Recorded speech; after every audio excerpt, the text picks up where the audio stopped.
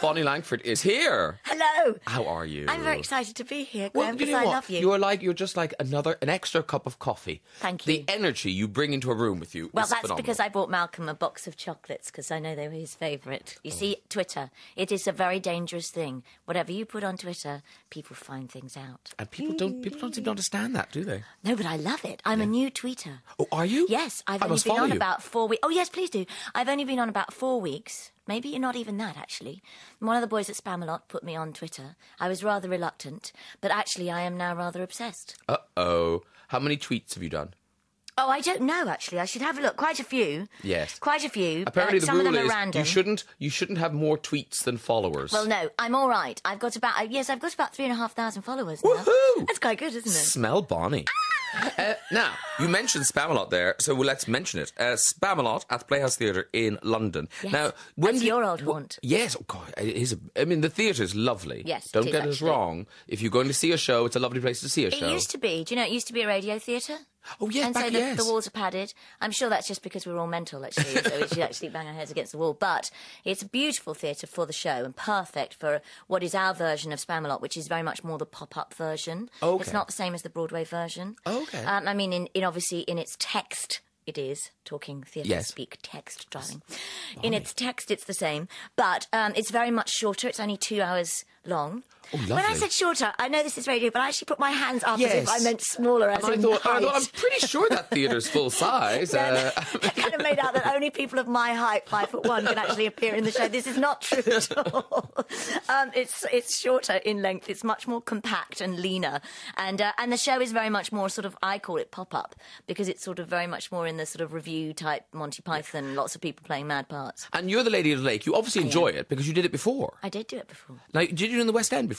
Yes, I did. Because I started off with doing the tour in about, it was 2012, last January. And I was on the tour for about 6 months. And when we got towards the end of the tour, the producers, ATG, decided that they would put it in the Harold Pinter Theatre while the Olympics was on. Because at that point, suddenly everyone, having previously said, oh, London's going to be a ghost town, there'll be nobody here, we'll close the shows, we won't even do anything, blah, blah, blah. They suddenly went, oh, hang on a minute, all these people are going to come to London. Why don't we actually make the most of theatre and promote it and let people see how good West End theatre is? And so they put us in the Harold Pinter literally for 7 weeks. It went so well that then the Playhouse Theatre became available and they moved the show in, and it's been running there since November. I was doing something else and I had to go off and do a tour of another musical. And when I'd finished that, they let me go back to Spamalot. Well, you say just another music. It was 9 to 5, wasn't Yes, it? I know. You know, sometimes if you mention too many things, it gets It confuses confusing. people. Yes. How come they're bringing 9 to 5 is coming back for a week in Cardiff? No, it's not. No, I'm just doing 9 to 5 Oh, I for a week. see. Yeah. No, 9 to 5 is still going on around the country. That is still touring, but I was with the show for 6 months, and when I left, they asked me if I would stay, and I just need to be back in London. I needed to be home, and Well, you're a mummy. I'm a mummy, and I needed to be back home, and I moved house, and I've done all sorts of crazy things, and my life is completely chaotic and crazy. But they very kindly said, would I stay and do a few odd weeks of 9 to 5 here and there? And I have one more week of those left in Cardiff. And now tell me this, in movie terms, who do you play?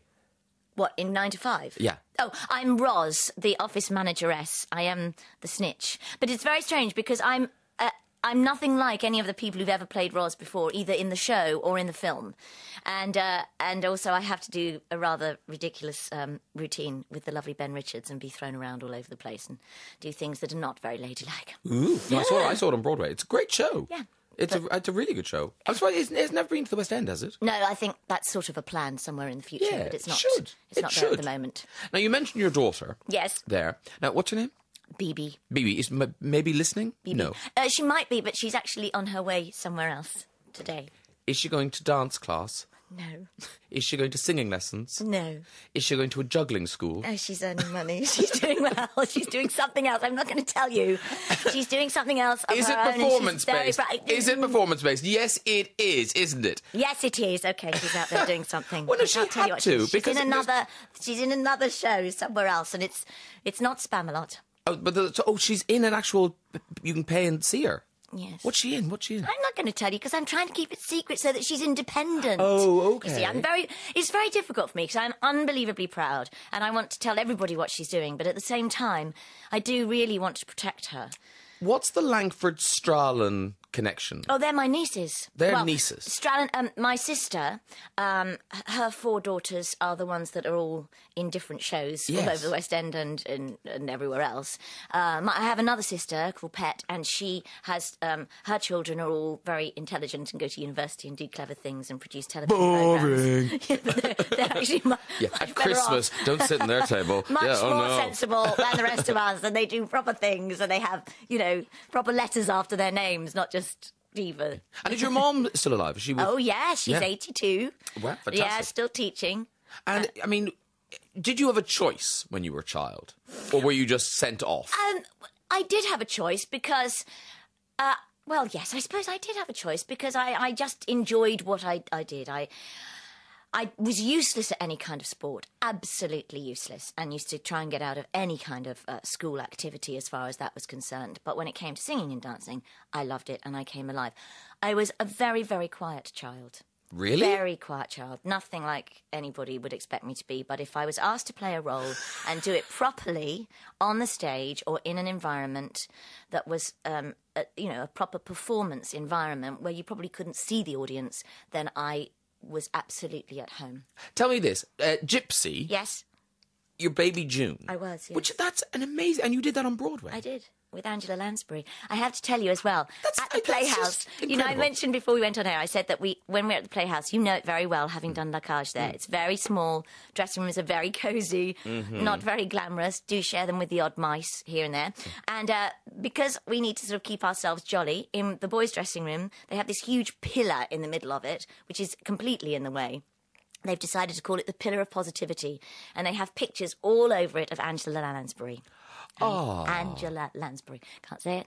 And so we have pictures on the Pillar of Positivity of Angela. It's not camp at all, is it? No. But what would make you... Nothing would make you happier than that. Now, let's get your song choice. She played my mum, which is why I said that, because she played in Gypsy. In Gypsy. Gorgeous lady. What an I can't believe that I'm talking to someone who was in Gypsy with Angela Lansbury. I'll call her if you like. Really? Are you that? Yeah. That? Let's get Angela Lansbury on the phone. Yeah. She is so wonderful. That's like you've got a direct line to God or something. That's like, Graham Norton. Bonnie Langford, who is my guest this afternoon, she's going off to do Lady in the Lake at Spamalot. Now, it's not a big part, but it's a big sing. It's a big sing. So are you one of those people who has to worry? Do you wake up every morning and got to go... It's better not to, but it's not very nice when you do think, oh, whoop-de-doo, when you feel the little gremlins. But you have to just be normal. You can't... I don't go out drinking and dancing and doing all that to 4 o'clock in the morning, but then I don't do that anyway. I'm the most boring person on God's earth. But look at you. You're untouched by time. Oh, darling, thank you. She's just the same. I look good on radio. You look good everywhere. You're amazing. Right, so people have been getting in touch how lovely. via the Twitter and the emails and texts and Excellent. all sorts. Joey Hambridge has tweeted in. He loved the 2-woman show you did with Sandy Toksvig. Oh, Sandy. The short and curly. Yes.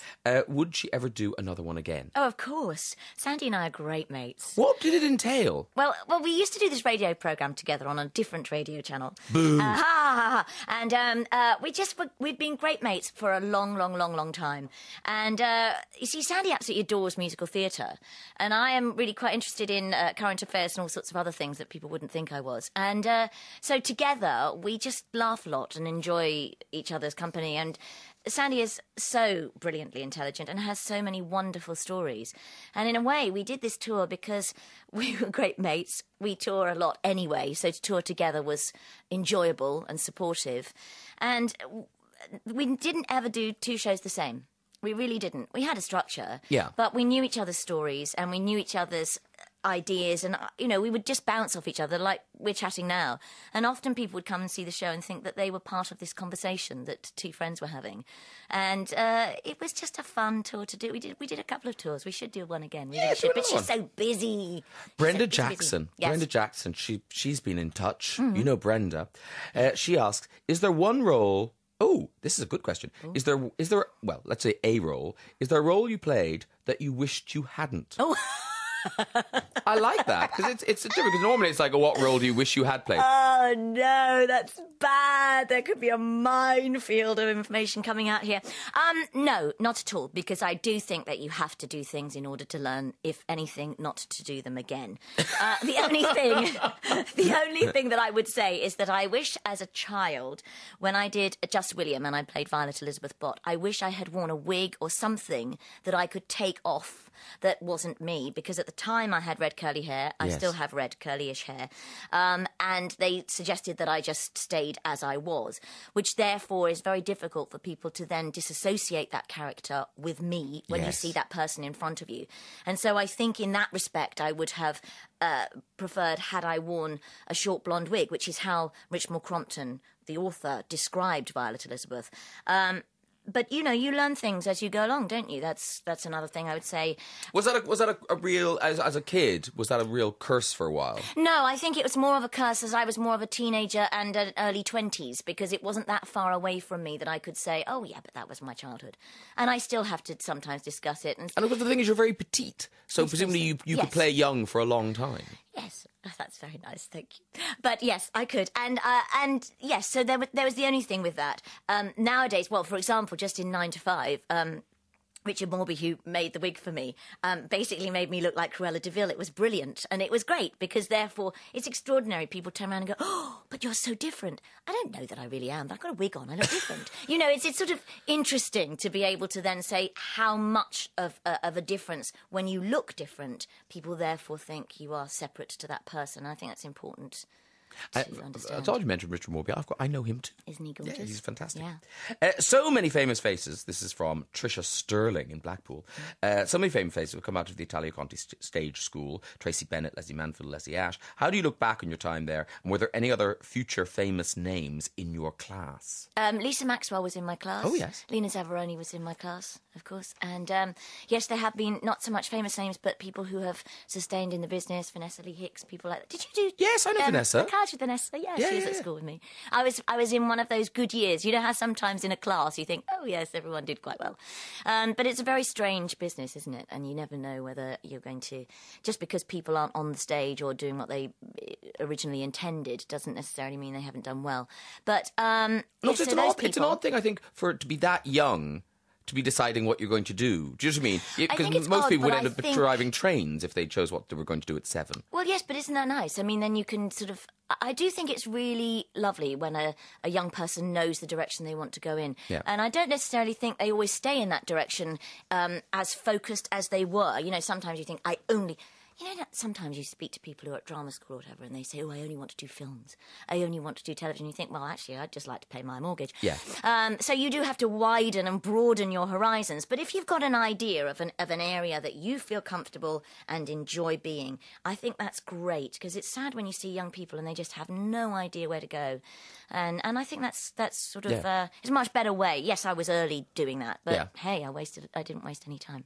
And did you have any worries or reluctance before you packed your daughter up and sent her off? Oh, gosh, yes. I mean, I haven't packed her up. This is entirely of her doing, that she wants to do these things. Absolutely entirely. And I am very reluctant, simply because I didn't have myself as baggage.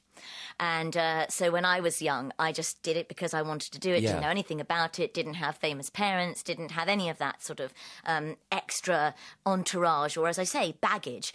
And so I am nervous of it, especially as I played sort of Baby June, which was all about children in show business and a famous stage mother and all this stuff. Yes, I have all the heebie-jeebies about it. She just wants to do what she wants to do. And I, as a parent, therefore, I support and encourage, but also deeply protect her if I can. Oh, well, listen, Bonnie, if you want to enjoy you, if they get on a tube train now, they can probably get to the Playhouse Theatre for the matinee. If not, they can certainly make the evening performance. Yes. How long are you in Spamalot at the Playhouse? I'm there till November. And but we've got Joe Pasquale playing the King at the moment, but he's only there for another sort of 4 weeks, I think, and he's adorable. But people come in and out of Spamalot. It's a wonderful, funny, crazy show. And we start a new schedule next week. We're going to do, instead of a Wednesday matinee, we're going to do 6 and 9 on a Friday. Oh, wow. So we can, have a late night. The options are there. Thank you so much for coming in. Have a great show, and good luck getting through the Gay Pride Parade.